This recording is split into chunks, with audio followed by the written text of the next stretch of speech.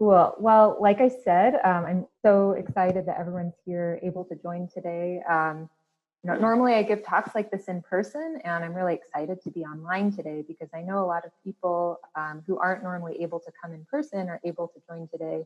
In particular, my family. So I'd like to give a shout out to my sister and my mom and my dad and other friends who live very far away that are here today. So thanks all for your support. As Brian mentioned, I am a botanist and I'm currently a graduate student at California Botanic Garden. It used to be called Rancho Santa Ana Botanic Garden, and also Claremont Graduate University. And my work at Conglomerate Mesa is part of a much larger study I'm doing in the Southern Inyo Mountains. So I've had the great privilege of visiting this area for the past 2 years as part of my research. And I'm excited to tell you about what I've been learning from the plants that grow in this area. So just what you know to expect. My whole talk will be about 40 minutes. I'll spend some time introducing you to the place itself. Then we'll dive into the plant stories, and I'll have some time at the end for questions. And just because of the volume of the people here today, I ask that at the end, you put your questions in the chat, or even if you think of questions now, go ahead and put them in the chat, and Brian will help moderate those questions on the back end. All right, so I hope you all put on your SPF and your sun hat because we're headed to the high desert today. Let's see. So Conglomerate Mesa is in Eastern California in the Inyo Mountains. There's some landmarks here for those of you that aren't from this area, so you can orient yourself a little bit. But this area is topographically very interesting. It falls in between both the highest and the lowest points in the lower 48. And it's in the rain shadow of the Sierra Nevada. So even though this area is quite wet, has a lot of snow in the Sierra, this neighboring mountain range, the Inyos, gets very little precipitation. And it's so remote, there aren't even any weather stations here. So I've had to look to models to predict about how much annual precipitation there is. And it's generally under a foot per year, with most of the precipitation falling in the winter. And I really like how Mary Austin puts this in her book, The Land of Little Rain, although I don't think the summer is quite as bad as she makes it out to be. But she says, and now I have to hide this panel because I can't see it. So she says, this is the country of 3 seasons. From June on to November, it lies hot, still, and unbearable, thick with violent, unrelieving storms. Then on until April, chill, quiescent, drinking its scant rain and scanter snows. From April to the hot season again, blossoming, radiant, and seductive. These months are only approximate. The land sets its seasons by the rain. And pictured here is the beautiful floristic bounty of the abundant rains we had in 2019. This is a photo from the top of Conglomerate Mesa at peak bloom. All right, so even though this area is desert, it's actually the meeting place of 2 deserts. The Mojave Desert, symbolized in this orange color, and then the Great Basin Desert, symbolized in this more green color. They're both dry, but the Great Basin tends to be a little bit cooler. Conglomerate Mesa itself ranges in elevation from about 6,600 feet to just over 7,700 feet at the summit. But the entire mountain range has quite a bit more variation. In the valley to the east, it gets as low as about 1,600 feet, and the high point is over 11,000 feet, much further to the north. But believe it or not, this area was not always mountainous. Actually, for most of time, it wasn't mountainous at all. And in fact, it was underwater. And what I find very interesting is that Conglomerate Mesa was actually a tropical island far off the coastline, somewhere between 295 and 250 million years ago. What I think is absolutely fascinating is that much like today, there were many endemic species that occurred on Conglomerate Mesa and nowhere else in the world, much like we see today with some of the plants. So pictured here is a fossilized fusulinid. And a fusulinid is a type of plankton with calcite casings. And geologists have discovered 12 of these that that occur here on Conglomerate Mesa and nowhere else in the world. Well, so we just left this tropical island about 250 million years ago, and we're going to fast forward in geologic time. So it isn't until about 2 to 3 million years ago that we see the relative uplift of the Inyo Mountains into the mountain range we know today. Additionally, we know from researchers who've studied the pollen cores at Owens Lake that there's been quite a lot of change in the vegetation composition in this area. And it used to be much more abundant in a variety of conifers. And it isn't until about 6,000 years ago that this area approximated the vegetation composition we know today. All right, so I want to give everyone a sense of what it's like on the ground, and I apologize if this is a little choppy because of the internet speeds here, but I hope it'll still serve its purpose. So we're going to start just south of Lone Pine at the junction of the 395 and Highway 136 at the Eastern Sierra Visitor Center. And we're going to drive about 30 miles east as if we're going to Death Valley National Park. And after this drive, we're going to come to a junction with Saline Valley Road alternate. And here we hit the dirt road and drive another 14 miles or so to the north until we hit our junction with White Mountain Talc Road. So at this important junction, you don't want to take the road well traveled this way. That's going to take you to a dead end. You're going to actually want to take this narrow road straight. And pictured here to the west is Conglomerate Mesa. And this is what it looks like on the ground. This is a picture I took last August. It actually was a little hot, I have to admit, in August. And pictured here in the foreground is a Joshua tree. This is very iconic and representative of the Mojave Desert. And in the background is abundant pinyon and juniper woodlands. And so this brings me to my first plant I'd like to discuss today, the single leaf pinyon pine, Pinus monophylla, which many of you may know.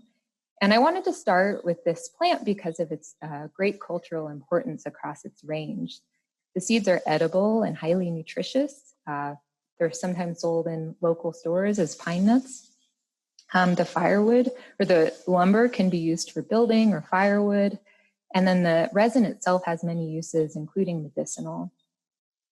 So the pinyon at Conglomerate is quite abundant, as you can see in the background here, and it's actually known to be a traditional pine nut gathering site. For those of you that don't know this tree, it's really easy to recognize. First, if you're on Conglomerate Mesa, it's the only pine in town, but if you go just a few miles to the north, you might mistake it for something else. So the way you can recognize it is it only has a single leaf or needle per bundle, whereas most pines have 2, 3, sometimes 4, 5 needles per bundle. Additionally, the cone is quite small compared to other pines. They take 2 whole years to mature, so that's a lot of energy that goes into making the pine nuts. And eventually when they open and reveal the seeds, the shape is more spherical. The trees themselves live to be on average 350 years old, but there's some cases of them living to be 700 or even 1,000 years old. And this next picture here is interesting. This is a photo I took on Conglomerate Mesa. Here's some standing pinyons and some cut pinyons. And what you see here is actually a charcoal kiln. And this charcoal kiln hints at a tough chapter in Conglomerate Mesa history. Some of you might know that in 1865, not too far away from here, silver was discovered at the Cerro Gordo mine. And at this point, the relationship between the people, the trees, and the land all started to change. So in order to feed the smelters to process the silver, prospectors came into this area and cut down the pinyons for miles and miles. They made charcoal to feed these mines. And so what was once an important food source for the people who lived here originally was actually cut down, leaving the area absent of pinyon. And to put this in a broader context, this was happening at a time in the 1860s when stories like this were happening all over the region. Settlers and prospectors who were drawn in by the gold and silver found in the Inyos and the Sierra came to this area and claimed resources as their own.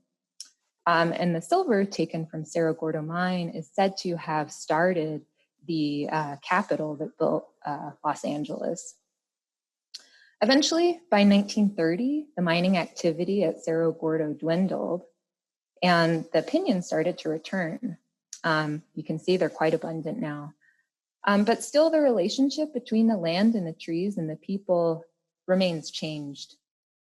For instance, Los Angeles continues to be fed by the water that was stolen from these lands over 100 years ago. About 30% of LA's water comes from the Owens Valley. And this whole topic really deserves a whole presentation unto itself. So if you'd like to learn more, I'd like to point you to the Owens Valley Indian Water Commission website. They have a great story map and some other links so you can learn more about what they're doing to rectify these past injustices.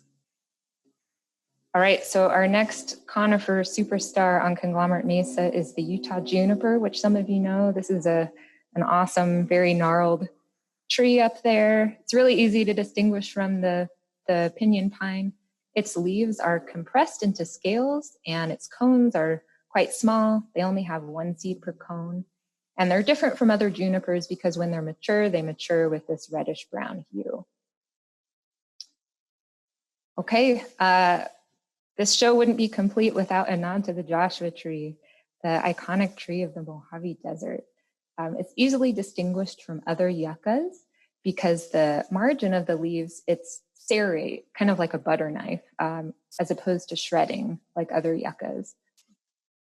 Even though these trees are really common, they're also threatened by climate change and development, and they're actually currently being considered for listing as endangered in the state of California. Experts predict that by the end of the century, these trees will actually be extirpated from the southern part of their range, including Joshua Tree National Park. But fortunately, further to the north and in higher elevations like the Inyos, there are quite a lot of regenerating Joshua trees, as you can see here in the distance. So this is a place where they're still thriving. And if you ever visit Conglomerate Mesa, I encourage you to linger, spend some time in Lee Flat or Santa Rosa Flat. Maybe spend a night, especially in the springtime when the flowers are blooming. There's a lot of insects and this attracts a lot of birds. Sorry, I'm a botanist, not a birder, but I think these are shrikes. If anyone knows, they might be loggerhead shrikes. If you could share your expertise in the comments, that would be appreciated. All right, so back to our junction. Before we head into the Mesa proper, I wanted to just really quick touch on the land management here. So here's where we are now. We're about to leave Death Valley National Park and enter into lands managed by the Bureau of Land Management. So these hash marks represent California Desert National Conservation Lands, and these black outlines represent areas of critical environmental concern. So these signify that we're in an area that's rich in natural and cultural values. Additionally, this red outlined area is a wilderness inventory unit, and there's hardly any roads here. There's just one route that barely penetrates these boundaries. And when you're here, it really feels like wilderness. And indeed, in 2015, the BLM conducted a survey and concluded that this area does have outstanding wilderness characteristics. Unfortunately, because it's not designated as such, it doesn't have the same level of protection that these other areas which are designated wilderness in the green do. And I'll share more about that later. Let's get on with our tour. So we're gonna go into the heart of the Mesa. This is 3 miles of bumpy road. If you drive here, make sure you have good tires, high clearance, 4-wheel drive. The rains can really mess up the roads there. Alternatively, you can walk or bike, as I've done on occasion. And we get to a place affectionately known by folks of the Friends of the Inyo as Tom's Camp. And this is another place where we start to see the intersection of the Mojave. Here is a lot of Joshua tree and the Great Basin with a lot of juniper, pinyon and juniper. And One plant you can find in this area is the lovely desert mariposa. And this location is very unusual because right next to the desert mariposa is the Munz's mariposa. And there are very few places in Inyo County where you can see this yellow flowered plant.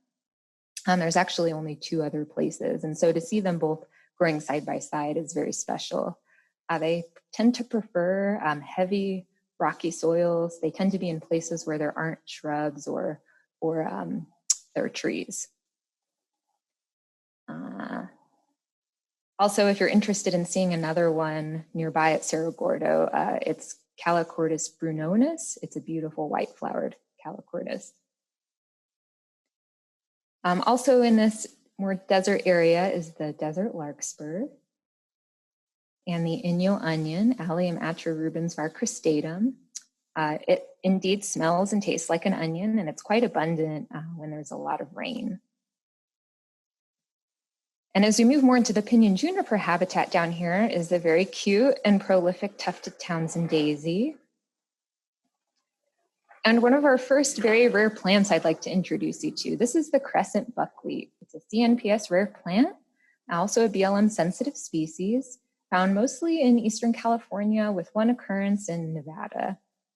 And if you're into rare plants, you've got to check out the buckwheats. 1/3 of them are rare, and the center of their diversity is in Inyo County. So if you're into looking for these things, Inyo County is the place to be. This species in particular is quite abundant on Conglomerate Mesa. And just nearby at Cerro Gordo, there's another rare Eriogonum buckwheat. It's the Panamint buckwheat, Eriogonum panamitense. And the way you can tell these apart is by looking to the leaves. So the leaves on this one at Conglomerate Mesa are quite a bit smaller. They're only about 1.5 centimeters long and a bit more round. And then the involucre here is more bell-shaped. I also think these buckwheats are quite amazing. I mean, it's hot in July and August, and these plants flower. They keep their tepals. These are tepals here. They don't wither. They stay persistent for a while. It's almost like having these dried flower bouquets all over the landscape.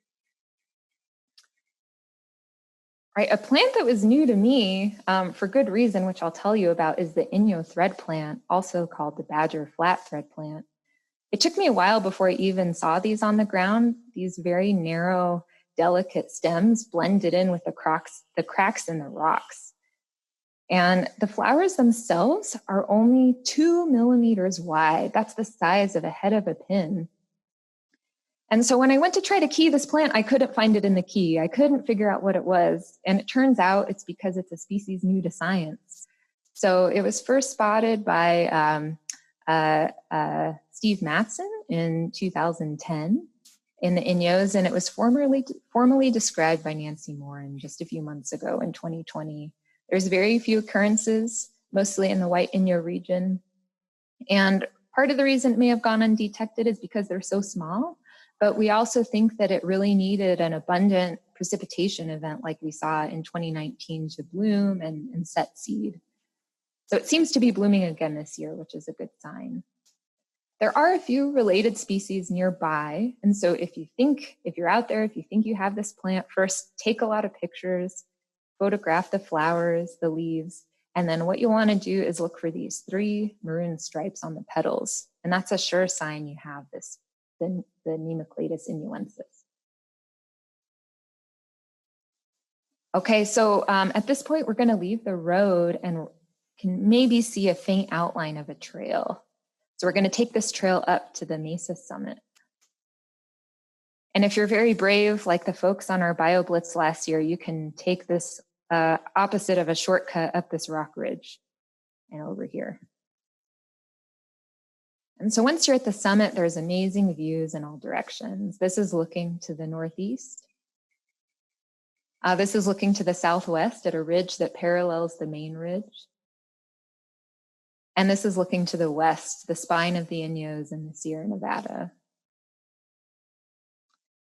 And the reason why this summit is very interesting, there's a lot of plants that really prefer calcareous rock. We call them calciphiles. So that means calcareous loving. And this is actually a picture of my entire study area. And this is a list of plants that are thought to occur or that I've confirmed grow in this area. And so one of my projects is finding as many of them as I can on these rock outcrops at the summit. Just to zoom in on that a little more, it's broadly mapped as limestone, but a study by Stone et al. In 2009 with the USGS, more finely mapped this. So there's actually conglomerate rock, there's limestone, there's shale, there's alluvium. That's all mapped. And then when you get on the ground, of course, it's even more fine scale. So, here's a picture of what the conglomerate looks like. There's limestone clasts, all sorts of interesting rock in there. And here's a picture of some of those limestone outcrops where calciphiles like to hang out. I should also note that one of the theories as to why plants occur on these calcareous outcrops is because there's less competition. So over time, plants have adapted to do well in these low nutrient systems, and they don't have to fight for space and resources with other plants. So this brings me to my first rock outcrop plant. This is really the poster child for Conglomerate Mesa. This is the Inyo rock daisy, Paridale inyolensis. This is a very rare species. It's also a BLM sensitive species, and it has a narrow range, only 15 square miles. That's where it likes to hang out, just this little corner in the Inyos. Plants in this genus, Paridale, are rock outcrop specialists, and this pattern's echoed throughout where different species of Paridale occur. They tend to form these alliances with particular, very narrow niches. The plants are glandular and therefore quite fragrant. I can smell them before I see them. And they're interesting because they flower in July. In July, all the other plants have either died or the flowers have senesced, and the flowers that bloom in the late summer haven't quite started yet. And so if you're a pollinator hanging out in this area, you really rely on the Inyo rock daisy. Another cool limestone lover is the cleverly named Jaegeri's Hesperidanthus, named Latin name Hesperidanthus jaegeri. This is another very rare plant. It's a BLM species that only occurs in the Inyos. And it just grows in these impossible places. Well, I won't tell you what I went through to take this photo, but let's just say it's precarious out there where these plants hang out. They tend to be in the coldest places possible. So north-facing rock outcrops and protected crevices where they're not exposed to the heat of the sun. And here's a picture of its range. These actually aren't geo-referenced quite right. They're probably more over here. And so right here is Conglomerate Mesa, and to my knowledge, the southernmost occurrence of this plant. And I'm a little concerned about how this plant might do as temperatures warm. And so it's something that myself and folks at California Botanic Garden will be keeping an eye on and potentially banking the seed if it appears to be at risk. All right, another limestone lover that's more abundant on Conglomerate Mesa is Shockley's rock cress. It's also CNPS rare, but it's found in Nevada and Utah as well. There's a lot of Bokera species on the mesa, and Bokera are famously difficult to ID, but no worries, this one is pretty easy to figure out. It has tons of flowers or fruits, usually 20 to 70, and it has these very cool spiral rosettes. And as the plant matures and elongates, those leaves are lifted up and they obscure the stem. So if you look closely here, you won't be able to see any stem. It'll all be covered by leaf. I also want to say not all plants that show up on rock outcrops are rare calciphiles. Some of them are generalist species, like this beautiful apricot mallow, also known as desert globe mallow. All right, so we're going to travel from the summit down into what we call the bowl of the mesa. So we're headed to the southwest. And this area drains into the Owens Lake watershed. And I want to give you a sense of what it's like down here. It's mostly Joshua tree woodland with some scattered pinyon juniper, a sagebrush understory, and a very cool interplay of shadows. And believe it or not, there's lots of cool plants hiding in between those shrubs. So, and here's another amazing view. I just love this picture. It really captures the beauty of this space, I think. Okay, one of my favorite plants grows down here. There's a whole different suite of plants down here as compared to up at the Mesa, but this is a total weirdo. This is Shockley's prickleaf. Believe it or not, this is in the sunflower family. This is another rare plant found just in Eastern California and Nevada. And the reason why this is weird is it has one-flowered heads.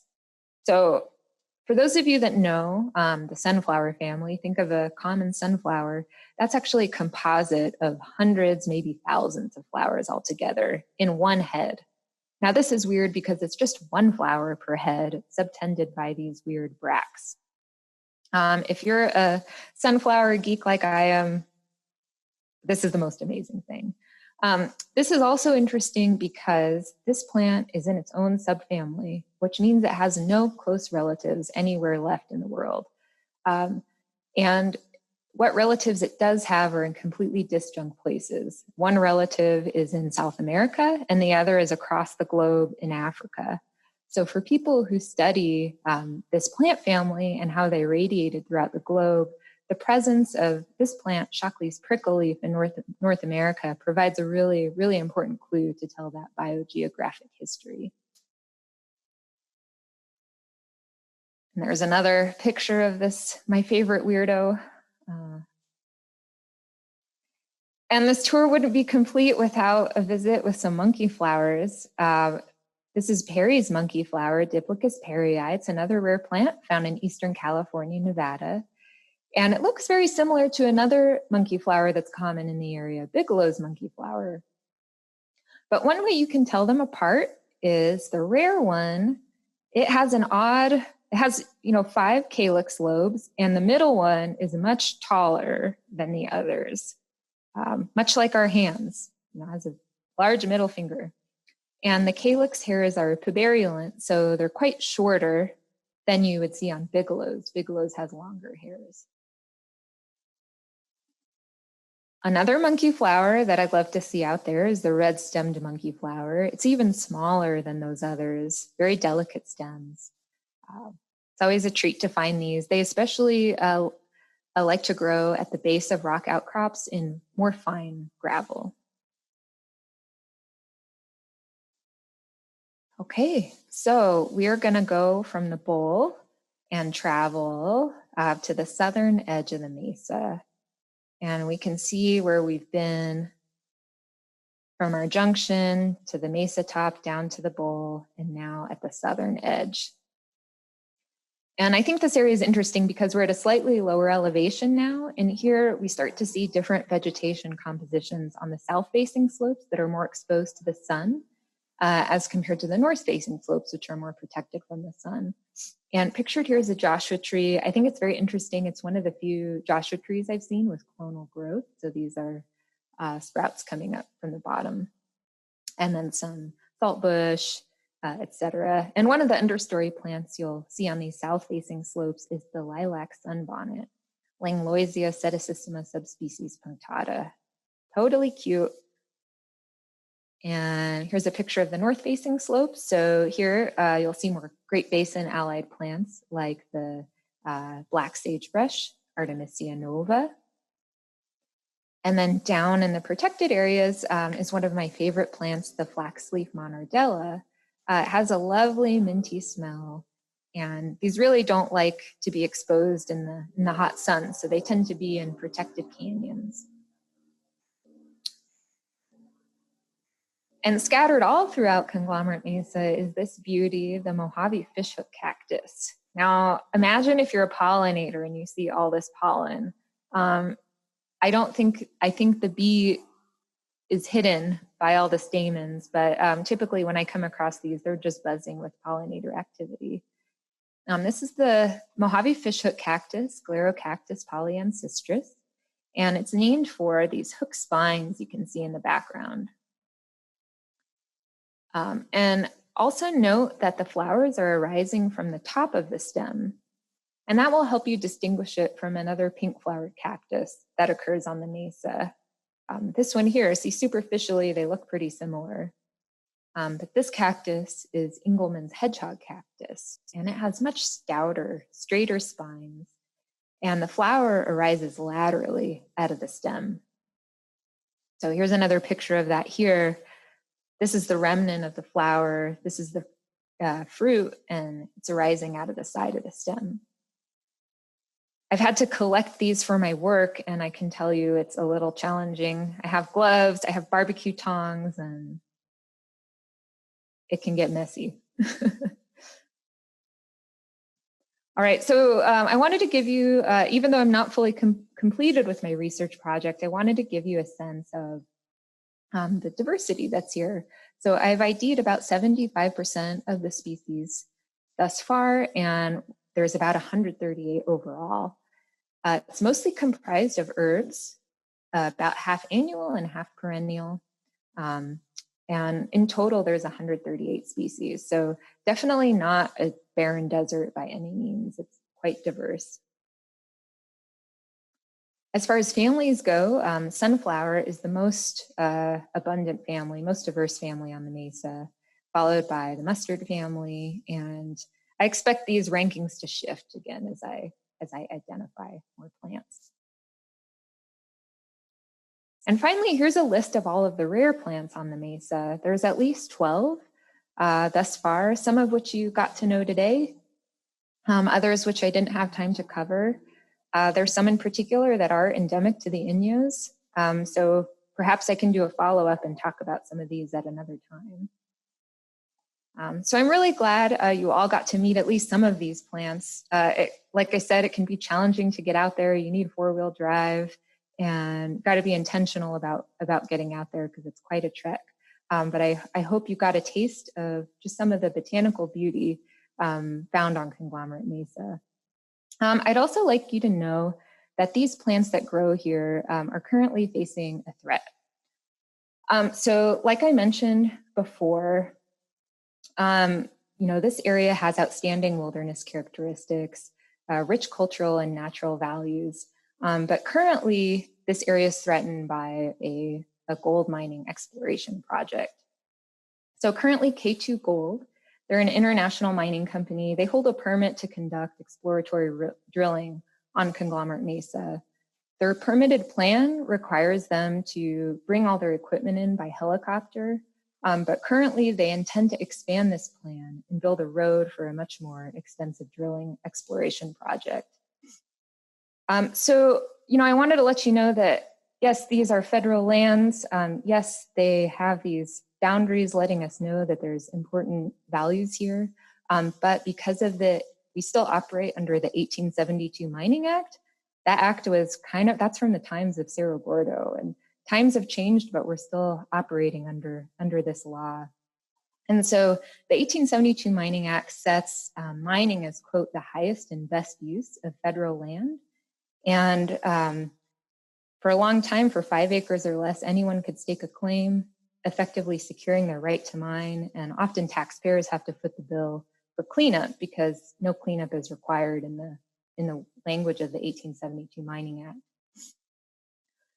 Additionally, it's my understanding that the type of gold that past explorations have yielded, it's a Carlin type gold, and it's almost invisible to the eye, and it requires a lot of processing in order to profit. And so typically the way this is processed is with cyanide heap leaching, a process that's water intensive. It's often hazardous. And because of the potential for environmental devastation, it's been banned in Montana, Wisconsin, Argentina, Costa Rica, and the entire European Union. So unlike the clearing of the pinyon pine back in Cerro Gordo times, a project of this scale threatens the plants and their habitat in a much more irreversible way. And so, if this is something that you care about, your voice is really needed to help protect the plants in their home. So if you haven't already signed up, I encourage you to go to the Friends of the Inyo website. The URL is here, or you can just Google Friends of the Inyo, go to Policy, Conglomerate Mesa, and sign up for their newsletter. And they've been working on conservation efforts here for some time now, and keep a lookout for calls to action from Friends of the Inyo. Additionally, if you sign up for their newsletter, once it's deemed safe and appropriate to do so, both they and myself hope to be leading field trips to the area. So if you don't have a truck or you aren't able to get there on your own, we hope at some time in the future to take you on trips out here. And currently I'm working on a wildflower guide, which I hope to be able to distribute freely so that when you go out here, you can meet these plants for yourself, identify them, and connect to this place through the plants. So with that, I'd like to thank everyone who helped me in this work. I received a ton of financial support, a lot of field help, moral support, and I even have some friends who have been letting me borrow their truck after mine broke down. So thanks to them. And with that, I will take your questions. That's amazing, Maria. Thank you so much for this presentation. Admittedly, I was scrolling through some of the different cameras and just seeing smiles all over people's faces when they were seeing these plants. And, it's fun to collectively geek out over these things. So that was awesome. Thank you. I've jotted down some questions if you're ready for them, and I can shoot them at you, and we'll see what we can do to get them answered. Yeah, sounds good. Cool. I'll just go down the list of what I have now and try to keep track of what pops up in the comment box. But Brian asked if we know, or if you know, how long the silver mines were active and how long that clear cutting was going on of the trees. That's a great question. There were a lot of boom and bust. So it started in 1865, eventually dwindled in the 1930s, but it wasn't just silver that was mined there. The silver dwindled, and then at some point, zinc and lead were mined, especially later on. What I've read from Mary D. Decker's notes on the mining there was eventually it became easier to cut down trees from cottonwood across the valley, and then ship everything across Owens Lake, because you used to be able to ship things across the lake back then. I don't know how extensive the clearing was. That's something I'm really interested in researching more. Awesome. And I think this question was largely addressed, but Karina asks a bit about the buckwheat and wonders, she asked what else is rare other than the buckwheat, because she lives in Oregon, and where she lives, it's everywhere. Maybe it's a different type. Yeah. There, probably something slightly different. There are a lot of the buckwheat superficially can look very similar, but based on what we know with genetic studies and then close morphological examination, they are their own thing. With their own evolutionary trajectories. Awesome.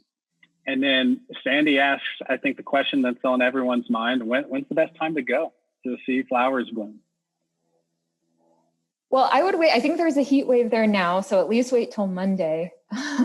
But you can still find some flowers, but really the best time is going to be end of May and early June, particularly when there's been abundant precipitation. So usually what I do is I follow, there's a few websites, National Weather Service in particular, where you can follow obsessively, if you're like me, every day to see what the 30 day or 60 day averages are. And, I would wait until there's been, a few rain events. There may even be rain events over the summer, which could prolong the bloom.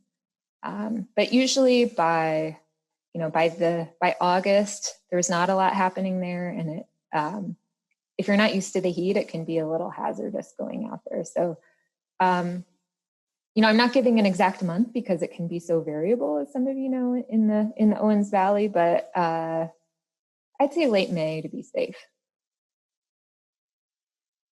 Awesome.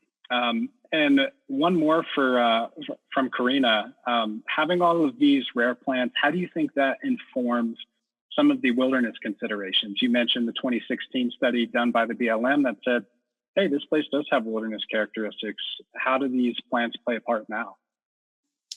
That's a great question. And as a botanist, I was surprised to find out that there isn't anything specific addressing, they're called supplemental values, essentially, in the language of the Wilderness Act. So wilderness designation really, for a long time, was born out of this idea of untrammeled land that looks like it's been untouched, even though that wasn't actually the case. So it meets those scenic requirements. There's unbroken views in all direction, it's roadless, but historically, the presence of rare plant and or animal species hasn't played a huge role, but I think it can, because it technically falls under supplemental values. I think, in these days where there's more and more development, and also more and more of our wildernesses are, they're just very busy. And so to have a place that's less populated, a little more in these hidden corners, with these rare plants, I think we have a chance to make a case that this is a special place and deserves protection. Awesome. And another quick one, what would you say is the best just plant ID app, if someone wanted to do some citizen science? Oh, definitely. Okay, I recommend iNaturalist. And that's because, so a lot of the plant identification apps rely on other people correctly identifying the plants. And because some of these plants in the Inyos are so weird and obscure, if you just use an app, it might accidentally identify it as something more common. But iNaturalist is great because the community can help you ID them. I've actually gotten a lot of help with that Nemocladus actually that I posted. Jim Moorfield, who has done extensive work in the White Mountains, and also Nancy Morin, who is an expert on the species, were on iNaturalist, and they clued me into the identification. Great. And do you happen to know about the snakes out there? Someone was wondering, should they be worried about getting bit? Okay, that's a good question. So I have not seen, I've actually been researching this because I go out there and I don't want to be stepping on any snakes. It's a long way from help. I did see a shed skin of a snake. Looked like a rattlesnake, but I haven't seen one there. I did some research and they do need water. Not a lot of water, but they need some. And there's no near water sources at Conglomerate Mesa. I think the closest is the cattle watering hole on the Hunter Mountain allotment, maybe 6 or 7 miles away. So you might see one passing through, but I've spent 65 days in the area and have not once seen a rattlesnake. Yeah, and I can second that. And all of our friends of the Inyo trips, I don't think I've ever seen a snake, nor has any of our attendees. Great. Deborah May asks if you happen to know if anyone studied the endemic fauna of the area. No, they haven't. There have been researchers who studied endemic fauna further to the north, for instance, the Inyo salamander. But again, because there's no water here, they haven't been studied. But it would be great, especially if there's folks who are interested in studying insects or reptiles in the area. I'm considering putting together an expert BioBlitz in the future. So hopefully we'll have some findings as a result of that. Great. And that kind of seamlessly leads us to our next question, but Kimberly asks how one can get invited to a field trip.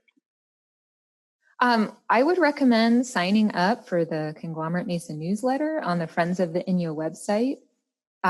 Additionally, I'm keeping a running list of volunteers. So my email is, can everyone see my CGU email on here? Just jot that down and send me an email if you're interested, and I'll add you to my sign up list. And Potentially as it becomes, more appropriate to travel further from our homes, I can set up some field trips with people. Great. Yeah. And like you said, the Conglomerate Mesa newsletter is a great way to find out too. And as is the Friends of the Inyo General letter too. I would say we lead about 5 trips a year out there, give or take. Obviously this year is a little bit different, but that's a great way to stay plugged in as well. All right. Let's see. So Peter Kaufman asks if you've explored much of the adjacent Malpai Mesa wilderness and how does it differ to Conglomerate Mesa and what's the floral continuity like, if at all? Brett, a great question. So I thought the very same thing when I first started going out there, because both Malpai Mesa and Conglomerate Mesa have a similar high point around 7,700 feet. They're adjacent to each other, but there's quite a lot of difference in terms of the topographic variation and also the aspects. So Malpai Mesa Wilderness is more west facing. And I've seen a dramatic difference in plant species. First of all, there's no pinyon juniper on Malpai Mesa. And there tend to be a lot more annuals. So overall, Malpai Mesa is more like those south-facing slopes I showed you towards the end of my presentation. But that's something I will be directly and quantitatively comparing in my thesis. So hopefully that publication will be available for public consumption in the next year or so. Awesome. And kind of on the note of studies, I'm going to read this one off because it's a little long, but Tanya Silvas asks, are you or others studying these lands also coordinating with people who study insects or bacteria to see if there are any rare symbionts that may help these plants survive in these conditions? That is a great question, and I wish it's something I would have considered when I first started, because yes, that's an area right for research. And if you know of anyone who is interested in that, shoot me an email. I'd love to find out more, because I should also add, I don't think my work here will end when I graduate. It's something I'd like to continue. My heart's definitely at home in the Inyos. That's great. Let's see, looks like we just have a couple of more here in the comment box. Ryan Tickle asks, what just sparked your initial interest in Conglomerate Mesa? Well, it was actually a field trip led by Jorah Fogg at Friends of the Inyo. I was searching for just interesting areas to do my research, and just some background, I had been doing a lot of work in the Great Basin in Nevada, and also further north towards the Bodie Hills, Green Creek. So I was somewhat familiar with the Great Basin flora, and I thought that, this area, because of the conservation need and also the intersection of these two desert habitats, I just had a feeling it would be right for study. Also, even though it's hard to get to, once you're there, it's pretty easy to wander around and navigate, find cool hidden canyons, ridges, peaks. And it's been hard sometimes, but it's been really rewarding too. Awesome. Let's see. Okay. Mary Beth Cook is wondering if you have a working species list that you're able to share with folks. Yes, I could share that. I can wait until the guide's ready. Right now, the guide has about 60 illustrated plant species on there, but yeah, if you send me an email, I can send you my working list. And then eventually what I'll do is put the full list up on the CNPS Bristlecone chapter website. There's currently a list for the flora of the entire Inyo Mountains, but since I've started my work, I found a lot of additions. So eventually I'd also like to work with the Bristlecone chapter to add to that list as well. Great. So I think we'll do 2 more and then we can close out. Does that work for you? Sounds great. Great. Christina, I missed your question earlier, so thank you for popping it back in the comment box. But Christina's wondering, Maria, if you have a recommendation for a field guide to take into the backcountry of the Eastern Sierra or the California desert. She says she's not trying to bring the Jepson. I guess it's a vehicle. I mean, it makes a great, like, if you need to kneel down, the Jepson makes a great, like, knee rest. You can really, like, work out your biceps while you're walking. No, let's see, there is a field guide. See, that's what's tricky about here. There's field guides for the Mojave and field guides to the Great Basin. I would recommend, I think it's called Mojave Desert Wildflowers. Just be aware that there's a lot missing, but it's a good start. Awesome.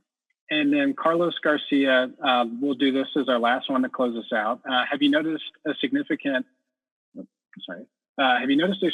decrease in the range of any of these plants compared to whatever historical records you have?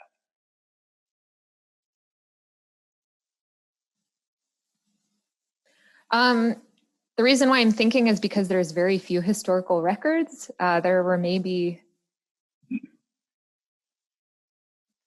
3 on Conglomerate Mesa itself before I started. So in the broader study area, there, which for those of you that know the region, it goes up to about the Salt Tram north of Cerro Gordo. I have not seen any decrease. The one species I haven't found yet is a member of, no, actually I found that too. So yeah, so far no major changes. Great. Well, Maria, do you have any final words before I close us out here? Just plants are amazing. Thank you so much for your interest in the plants, especially the desert plants. They're the hidden gems of the California in my mind. So thanks so much and have a wonderful day, everybody. Thanks, everyone.